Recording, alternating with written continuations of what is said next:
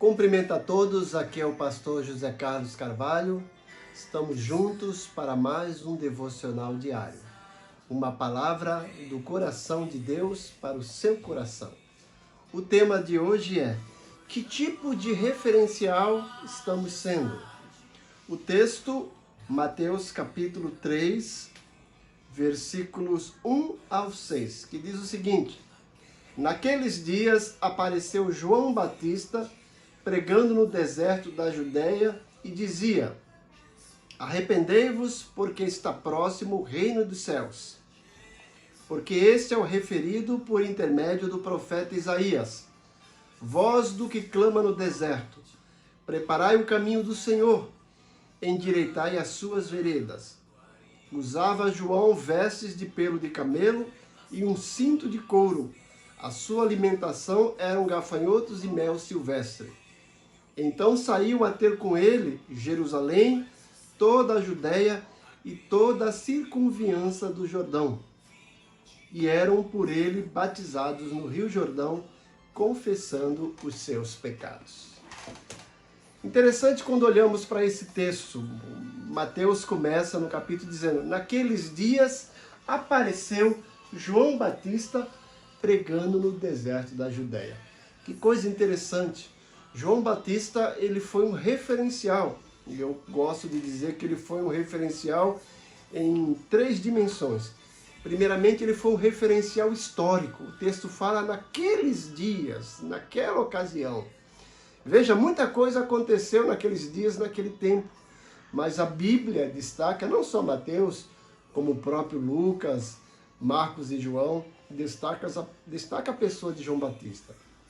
Porque ele foi um referencial, ele fez parte da história, a vida dele foi inserida na história e ele apareceu registrado aqui na Bíblia fazendo parte da história. Ele foi um referencial histórico. Além de ser um referencial histórico, ele foi um referencial geográfico. O texto fala que ele apareceu lá no deserto e estava pregando, no deserto da Judéia. Olha que coisa interessante. O deserto não é um lugar muito interessante, né? Principalmente para morar. Mas João Batista, ele fez diferença naquele lugar geográfico, deserto. E o texto fala que as pessoas da Judéia, de Jerusalém, daquelas regiões ali próximas e até mesmo distantes, iam até ele para serem batizados. Olha que coisa interessante. Além de ser um referencial histórico, foi um referencial geográfico. Em terceiro lugar, ele foi um referencial espiritual. Ele estava ali para cumprir uma missão. Ele foi escolhido para ser o porta-voz, para preparar o caminho para a vinda de Jesus, o Messias. E as pessoas viram em João Batista esse referencial espiritual. Tanto é que até o aspecto dele não era tanto agradável pelo que ele vestia, pelo que ele comia. Mas isso não foi obstáculo. As pessoas iam até ele porque reconheciam nele um referencial espiritual. Trazendo para os nossos dias, João Batista naquela época estava anunciando a vinda do Messias. Hoje nós estamos aqui e o nosso dever, a nossa missão é anunciar a volta do Messias, a segunda vinda de Jesus. E será que realmente, como João Batista, temos sido um referencial? Será que se fosse escrito um novo livro da Bíblia, o nosso nome apareceria como referencial histórico nesses dias? O que nós temos feito nesse dia, ou nesses dias, nessa época, que pode nos colocar como referencial da história? O que nós temos feito na nossa região?